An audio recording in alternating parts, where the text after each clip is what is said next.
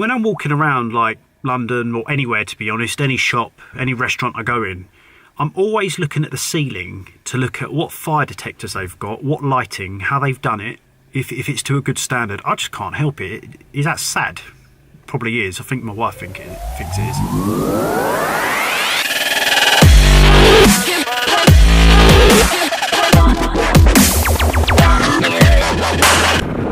Hello and welcome to another episode of Dan's the Engineer weekly vlog. Just going to keep you updated with what I've done this week. I'm in London today, going to a few meetings. So I've got the train up here. It's the first time I've got the train in, I think, about 4 years, 3 or 4 years. And Christ, the price has gone up. Oh God, it's ridiculous. But where I'm going today, parking's really, really bad. So I thought I'd just come up on a train, make a day of it, be a bit easier. So what have I been up to this week? So I went to the FIA seminar for the BS5839 Part 1 2017 updates. It was interesting. There's nothing major. There's a few sort of little bits on there. It's important if you're doing fire alarms to make sure you're up to date with the changes, because they obviously affect you. You know, a couple of bits. For example, manual call points now have to have a cover to protect them, and it's to protect against false alarms. So if you don't have a cover on a call point, it's variation. So any new ones that go in have to have covers, cost a couple of quid. Now with our existing clients on existing sites, we will be telling them that is now a variation. It's not retrospective, but at the same time, if they want to add them, it's up to them again. They're a couple of quid for like a little cover for like an Apollo call point or something like that.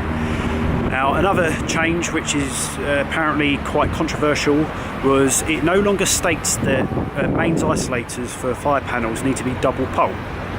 So it doesn't state they don't have to be. It just doesn't say that they have to be. So what the reason behind that, we believe, is that to work on mains, you should be competent to work on mains.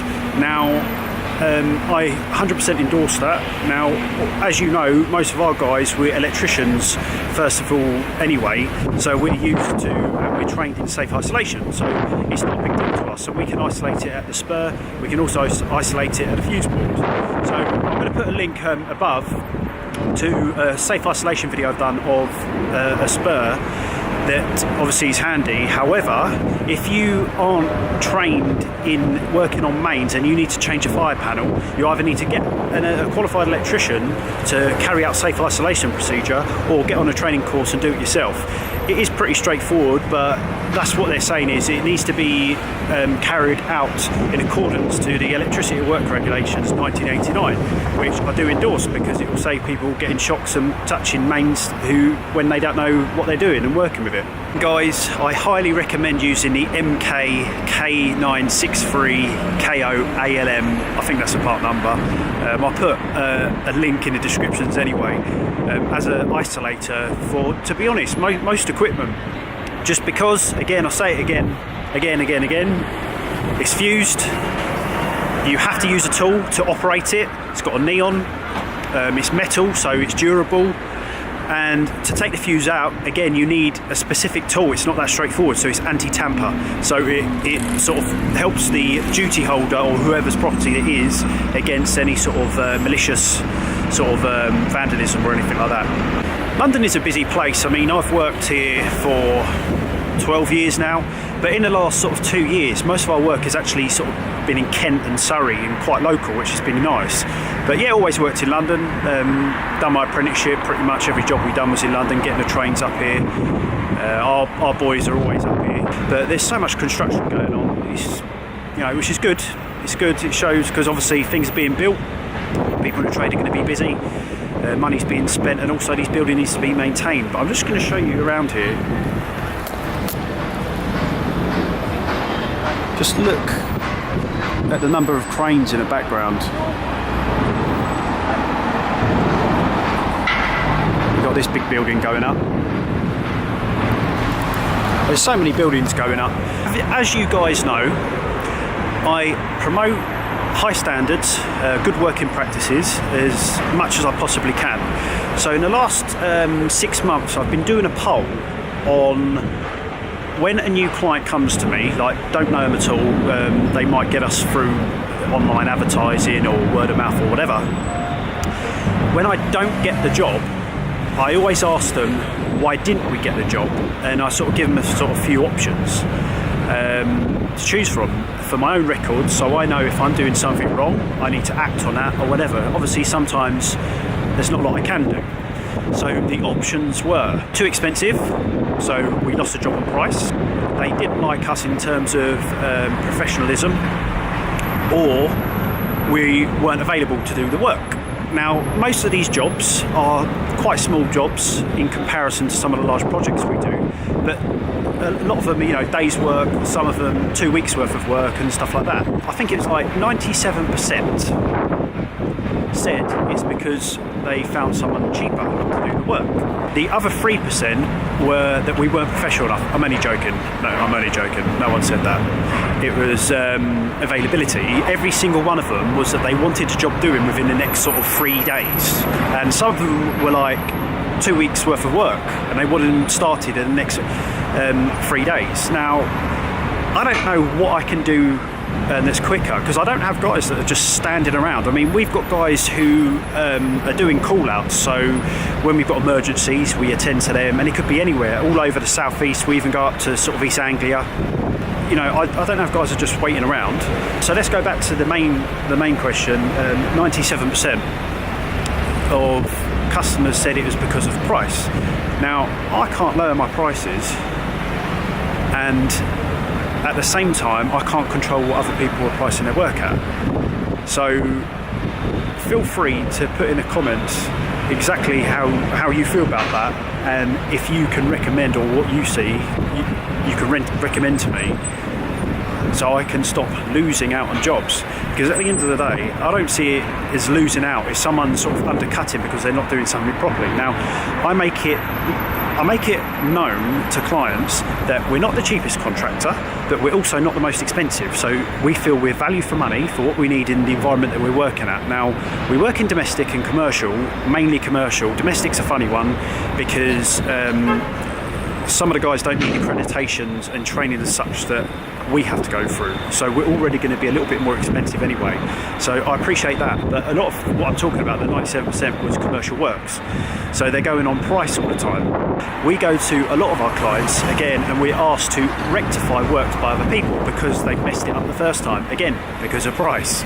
So it's a funny old thing the way it goes. And as you guys will know from my LinkedIn posts and stuff I put online, that a lot of jobs that I've looked at that we lost out on because of price is because the work is absolute dog crap. It is awful. Some of it's unsafe.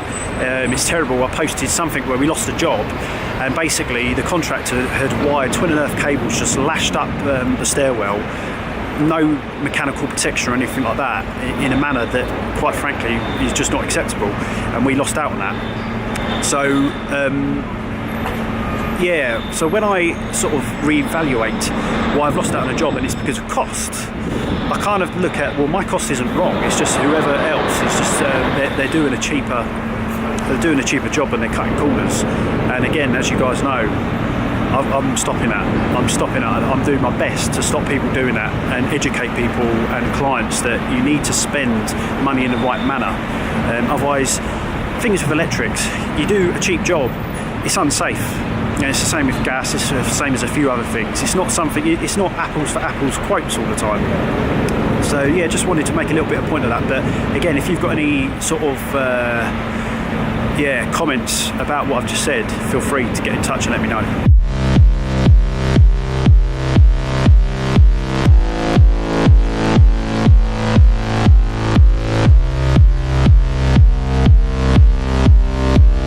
I'm back in Kent.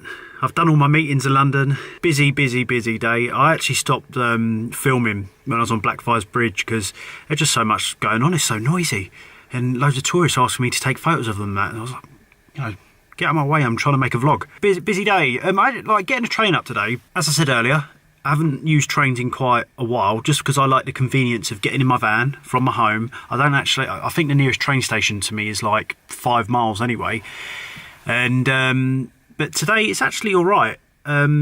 So a travel card, bear in mind it was off-peak, because this morning I went to the gym, then I worked from the gym and sent emails and done some quotes or whatever. So I actually got to the train station for 10 o'clock, 10 a.m. So an off-peak ticket was £18.50, which I was like, Jesus Christ, that's expensive. Parking at the train station, £6.50. So all in all, that's 24.5 quid for travel for the day. Not too bad really, whereas driving would have cost me tenner in fuel, probably 25, yeah, probably about 25 quid parking, well, probably even more than that to be honest, about 30 quid parking, congestion charge, and parking around sort of Waterloo area. I think most of the on-street meters, they're about 2 hours max, so it's definitely a good shout getting a train. I might, you know, get the train into London a bit more often, to be honest. And the trains have been okay as well. It wasn't too bad, because I've been sitting doing quotes, sending emails, organising call-outs and stuff like that while I've been on a train, so I can kind of get on with it. So maybe change my mind a little bit. The videos I'm planning on doing soon, I've got another safe isolation video I want to do, which will it be a bit more in depth. I want to do the changes on the fire alarm regulations, BS5839 Part 1 2017, after the FIA seminar that went on, so I can give you some info about that.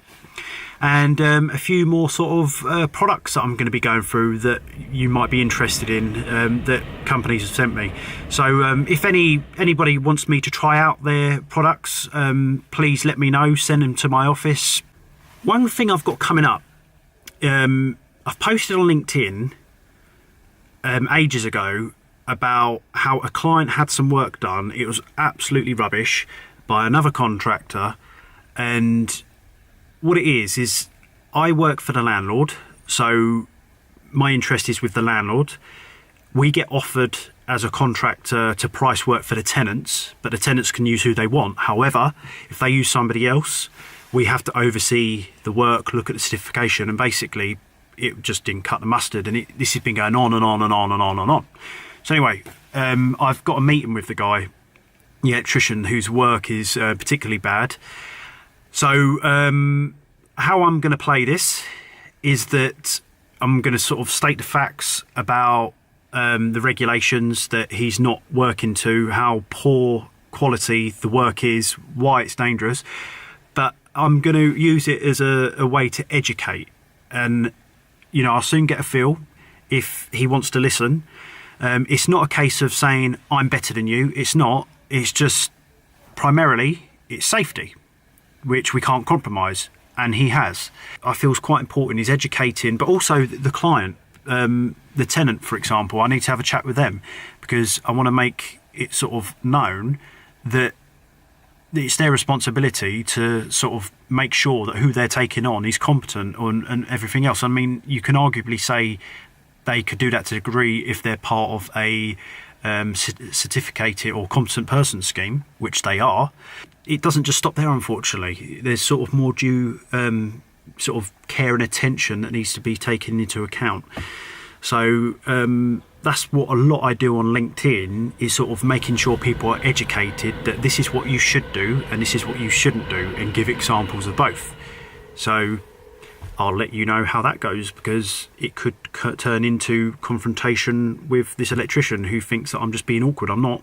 I'm just being safe. So anyway, guys, thank you for watching this video. Please give it a thumbs up if you haven't done so already. Please subscribe. I'll see you on the next vlog. Bye.